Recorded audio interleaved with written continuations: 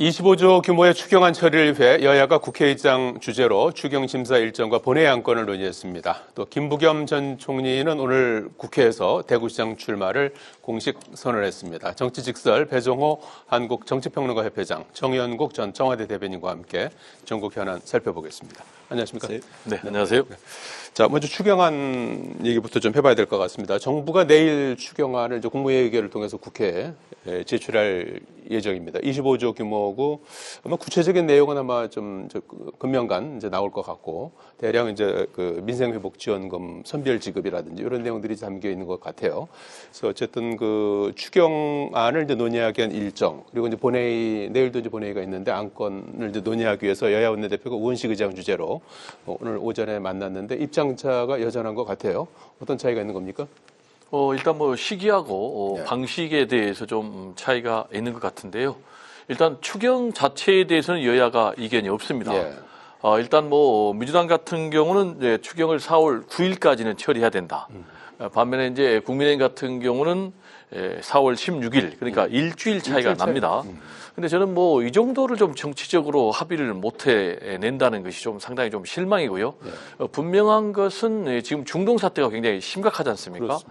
장기화 확전 양상을 보이고 있고 당장 우리 이 유가가 지금 직격탄을 맞고 있지 않습니까? 리터당 뭐 소비자 가격이 2,000원 시대 지금 뭐 눈앞에 도래한 그런 상황이고요. 환율이 이제 1,500선이 넘어섰습니다. 역대급 이제 4위의 최고 가격인데 이러다 보니까 이런 양상이 계속되면은 대한민국의 올해 경제 성장률이 0%대로 떨어질 가능성이 있다. 특히 이제 산업계 그리고 또 이 에너지 또 취약계층, 사회적 약자들 이제 곡소리를 나고 있거든요. 그렇다면은 골든타임 놓치지 않고 하루빨리 하는 것이 맞는데 지금 국민의힘 같은 경우는 추경 처리도 중요하지만은 먼저 대정부 질의를 해야 된다라고 얘기를 하고 있거든요. 근데 대정부 질의가 중요한 것인지 아니면 신속한 대응이 중요한 것인지 그리고 또 이 예산안 처리하면서 동시에 또 대정부 질의도 할 수 있거든요. 그래서 좀 국민의힘에 대해서 좀 아쉽다라는 얘기를 안 할 수가 없고 지금 이제 방식과 관련해서는 에너지 관련해서 그 손실분을 추경을 통해서 보전하자 이런 부분은 여야가 문제가 없어요. 그렇지만 이제 다른 부분은 지금 소득 하위 50% 여기에 대해서 지역화폐로 지급하자라는 것인데 지금 국민의힘에서는 더 정교하게 핀셋으로 좀 지원하자라는 것이거든요. 그렇다면 이 부분도 좀 정치적으로 그렇게 합의가 또 안 되는지 좀 굉장히 이해가 되지 않고요. 이런 상황에서 장동혁 국민의힘 대표가 지금 정부는 뭐 100원 주고 1,000원 뺏어간다 라면서 또 추경에 대해서 반대하는 그런 입장을 내세우고 있는데 지금 추경 앞두고 정쟁할 그럴 때는 아니잖아요. 민생들 보기에 좀 여야가 나서야 된다라는 얘기를 강조하고 싶습니다. 정 대변인은 어떻게 보고 있습니까? 100원 주고 5천억 뺏어가려고 한다고 하는 주장은 이제 지금 이제 보유세를 비롯한 각종 세금으로 지금 뭐 세수를 늘리려고 하는 것 아니겠습니까? 지금 이제 추경은 초과 세수를 가지고 하겠다는 하지만은 지금 이제 추경을 통해서 자금을 재정을 확대하고 난 다음에 이제 선거 끝나고 난 다음에 또 세금 폭탄을 매길 것이 아니냐. 그게 빤히 보이니까 그런 말씀을 하시는 것인데 지금 뭐 추경에 대해서는 뭐 거부할 이유가 아무도 없죠. 지금 당장 필요한 부분이기 때문에 말씀하신 대로 여야가 다 동의를 하는 부분인데 단지 이제 예상을 어떻게 할 것이냐, 방식을 어떻게 할 것이냐 이런 부분이고 일주일 차이인데 이것은 충분히 가능하다고 보여집니다. 그런데 그렇게 뭐 그 부분에 대해서 문제될 것은 없는데 다만 이제 우리가 얘기하듯이 선거를 앞두고 있기 때문에 이거를 선심성 행정이 아닌 현금 살포가 아닌 그러한 형태로 그러지 말하자면은 정말 필요한 사람들 정말 저소득층들, 에너지 취약층들 이런 부분들, 물류 이런 부분들 그리고 직접적으로 타격을 받는 산업계 이런 부분들에게 직접적으로 영향을 줄 수 있는 효과를 낼 수 있는 그런 방향으로 하자는 것이기 때문에 여야가 이런 부분에 대해서는 좀 더 세밀하게 논의할 필요가 있다고 알겠습니다. 자, 추경안 처리 과정 앞으로 좀 면밀히 좀 지켜봐야 될 것 같고요. 김부겸 전 총리가 오늘 대구시장 출마를 공식 선언했습니다. 민주당은 6.3 지방선거에서 대구시장 첫 당선을 노리고 있는 상황이고 또 지금 6명의 후보죠. 국민의 후보들이 오늘 첫 토론회에 나설 예정입니다. 그리고 컷오프 무효 가처분 신청을 한 주호영 국회 부의장은 무소속 출마를 시사하고 있는 상황인데 대구 선거 상황 어떻게 지금 보고 계십니까? 대구 지금 선거전 시나리오가 상당히 좀 복잡한데 두 가지 경우가 있을 것 같아요. 첫 번째로는 이제 삼자 대결 구도로 가는 것이 있고 또 다른 것은 이제 양자 대결 구도로 가는 것입니다. 삼자 대결 구도는 방금 말씀하신 조영 의원 지금 가처분 신청을 내놨는데 가처분 신청이 인용이 된다 그래도 또 공간이 열어서 컷오프 시키겠다라고 지금 하고 있는데 그렇게 되면은 주호영 의원 같은 경우는 나는 무소속 나가겠다. 근데 주호영 의원이 굉장히 신사거든요. 그리고 굉장히 신중한 사람이기 때문에 이 정도 수위의 발언을 내놓은 것을 보면 제가 볼 때는 무소속 출마는 틀림없을 것 같습니다. 그렇게 되면 이제 삼자 대결 구도로 가게 되고 그렇게 되면은 김부겸 전 총리가 굉장히 유리한 상황. 왜냐하면 지금 이제 영남일보 여론조사에 보면은 8명 그러니까 뭐 주호영, 이준석 다 포함해도 1대1 대결 구도에서 이기는 것으로 나오고 있거든요. 그럼 만약에 주호영 의원이 출마해서 무소속으로 나가면 최소한 10% 이상은 득표를 할 거니까 그러면 이제 필승 구도가 되는 것이고 국민의힘 입장에서는 필패 구도가 되는 것이죠. 그런데 이제 양자 대결 구도 가능성도 있습니다. 어떻게 하면 양자 대결 구도냐? 주호영 의원이 이제 불출마하면 김부겸 총리 그리고 또 국민의힘 후보가 양자 대결 구도 하는데 지금 이제 무소속 출마를 한다고 보니까 지금 이제 무소속 출마에도 1대1 대결 구도가 있습니다. 어떻게 되냐면 김부겸 총리를 상대로 주호영 의원이 이제 무소속 나가고 그리고 또 국민의힘 후보가 1대1로 대결해가지고 단일화를 해가지고 한 사람이 뽑히면은 양자 대결 구도가 되는 거예요. 그렇게 되면은 누가 이길지 예측할 수 없는 그런 상황이 되는 것이 아닌가 이렇게 생각이 되고 다만 주호영 의원이 만약에 1대1 단일화에서 이겨가지고 나간다. 그럴 경우에는 이제 국회의원 보궐선거가 열리게 되거든요. 그렇게 되면 이제 한동훈 전 대표가 이 보궐선거에 출마하게 되는 거예요. 그렇게 되면 이제 주호영, 한동훈 이른바 호동연대. 이것이 또 어떤 위력을, 어떤 파괴력을 보일지 이 부분도 상당히 중요한 관전 포인트입니다. 이래저래 그 대구 선거가 이제 상당히 관심적으로 떠오른 상황인데 어떻게 예상하십니까? 저는 주호영 의원이 무소속으로 출마하지 않을 것 같습니다. 그렇게 하시지는 않을 것이라고 예상을 하는데 육선 의원이시고 또 대구를 정말 사랑하실 인물이고요. 이번에 가처분 신청이 인용이 된다 하더라도 지금 이제 당에서는 인용이 된다 하더라도 거부하겠다 하는 의지를 보이는 것 아니겠습니까? 그런 상황이기 때문에 만약에 인용이 돼서 나갈 수 있는 그런 상황이라 하더라도 본인은 아마 지금 당의 입장이 이제 희생을 좀 해달라고 하는 그런 입장이거든요. 이제 그 전에 이제 주영호 의원에게 좀 사전 설명을 하고 그런 설득하는 과정이 있었으면 좋았겠는데 그런 부분이 없어서 굉장히 화가 나신 것 같아요. 그렇지만 지금 사실상 주호영 의원이라 하더라도 여론조사에서 뭐 계속 1등 높은 지지도를 차지하고 이런 건 아니란 말이죠. 그리고 대구 정서라는 것이 그동안 6선을 해오시면서 지금 대구의 1인당 소득이 최하위 수준이에요. 그런 책임을 묻는 부분도 있어요. 6선 하시면서 도대체 왜 이렇게 대구를 나눴느냐 하는 그런 정서도 깔려있는 부분이 있기 때문에 희생을 해주시는 게 좋겠다 하는 것이 이제 당과 공관의 입장인 것 같은데 조영호 의원 입장에서는 지금 만약에 무소속으로 나간다 떨어질 것이 불가피합니다. 그렇게 되면은 우리 국민의힘의 후보도 어차피 영향을 받을 수밖에 없는 것이고 결국은 김부겸 의원 좋게 만들어주는 그런 결과를 낳기 때문에 제가 보기에는 조영 의원 결심을 하셔가지고 나가시지 않고 당내에서 당대표 선거도 있는 것 아니겠습니까? 그런 다음 스텝을 고민해서 하시는 부분이 더 낫지 않을까 싶어요.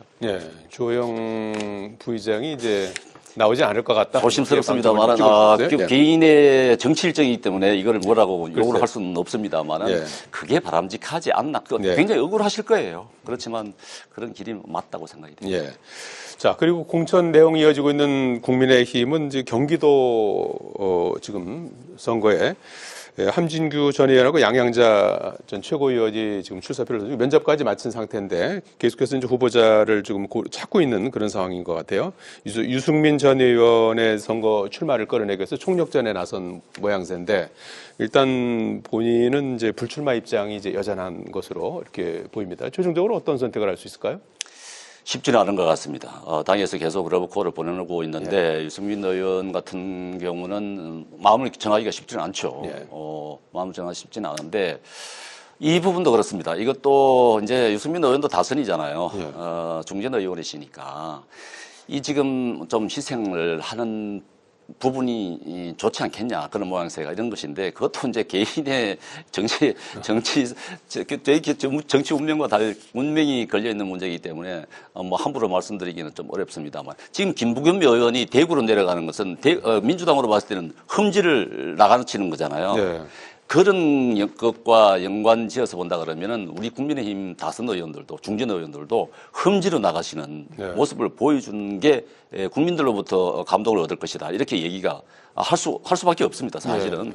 국민은 그동안 한 게 없잖아요. 그동안 선거에 계속 지고도 누구 하나 중진 의원 누구 하나 책임을 지는 것도 없고 누구 하나 희생하시는 분들도 없어요. 그렇다 그러면은 이런 어려운 상황 같으면은 우리 국민의힘의 중진 의원들께서 좀 나서주면 좋겠다.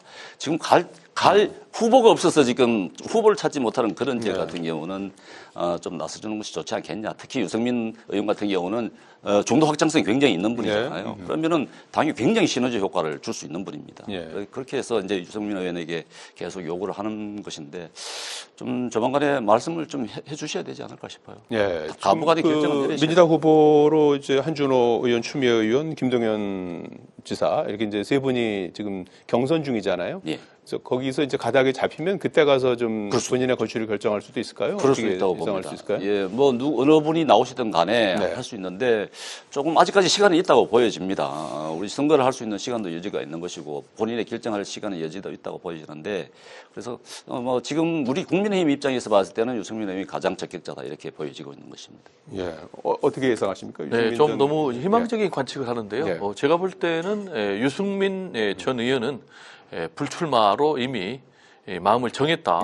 이렇게 말씀드릴 수가 있겠습니다. 세 가지인데요. 첫 번째로는 본인이 공개적으로 나는 세 차례나 출마하지 않겠다라고 얘기를 했다. 계속해서 뭐 이정현 공관위원장 그리고 장동혁 대표가 러브콜 보내도 나는 나가지 않겠다라고 얘기를 했기 때문에 이분은 이제 첫 번째로 성정상 자신의 발언을 그렇게 시건하는 분이 아니에요.